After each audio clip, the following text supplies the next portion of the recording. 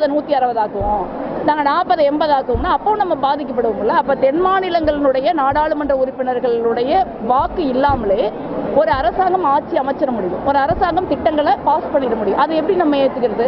So அதனால தமிழ்நாடு அரசாங்கத்திற்கு மட்டுமல்ல, தமிழ்நாட்டிற்கு, தமிழ்நாடு மக்களுக்கு ஒரு கடுமையான துரோகத்தை வந்து நரேந்திர மோடி அரசாங்கம் செய்கிறது.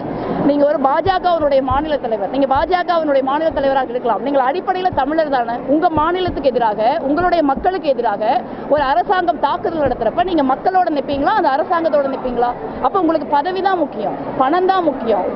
வேற வந்து தமிழ்நாடு அரசாங்கமோ, தமிழ்நாடு மக்களோ, தமிழ்நாட்டு மக்களுடைய உணர்வுகளோ, தமிழ்நாட்டு மக்களுக்கு இழைக்கப்படுகிற துரோகமோ உங்களுக்கு முக்கியம் கிடையாது. அதனால அண்ணாமலை வந்து ஒரு தமிழ்நாட்டு துரோகி, அதை தான் வந்து நம்ம இதில் பார்க்க வேண்டியது. அவர் என்ன சொல்கிறது, அதான் இன்னைக்கு நான் பேசினேன் இவ்வளோ நேரம் மாணவர்கள்கிட்ட. அப்போ ஒரு பெண்களை வந்து ஒரு ஈக்குவலா, அறிவார்ந்தவர்களாக, ஒரு வீரம் செறிந்தவர்களாக பார்ப்பதற்கு பதிலாக பெண்களை வந்து ஒரு பெரும் உடம்பாக பார்க்குற ஒரு சில பேர் இருக்காங்க. அதனால தான் ஒரு சின்ன குழந்தைய கூட அவங்கள ஒரு சின்ன குழந்தையா இருந்தால் கூட அது பெண்ணாக தான் அவங்களுக்கு தெரியுது, குழந்தையா தெரியுது.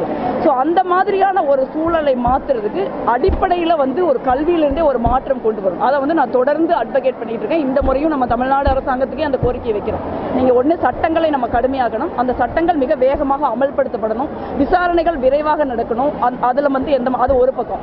இன்னொரு பக்கம் வந்து இந்த மாதிரி பெண்களை வந்து ஒரு சமமாக, ஒரு அறிவு சார்ந்தவர்களாக, உடல் சார்ந்தவர்களாக இல்லாமல் நம்ம பார்க்கணும். அதுவும் இந்த மாதிரி குற்றங்களை குறையிறதுக்கு இருக்கும். அது அப்படிதான் நான் பார்க்குறேனே ஒழிய, இது ஒரு தேர்தல் காலங்கிறதுனால எல்லாமே அரசியல் பண்ணிடலாம்.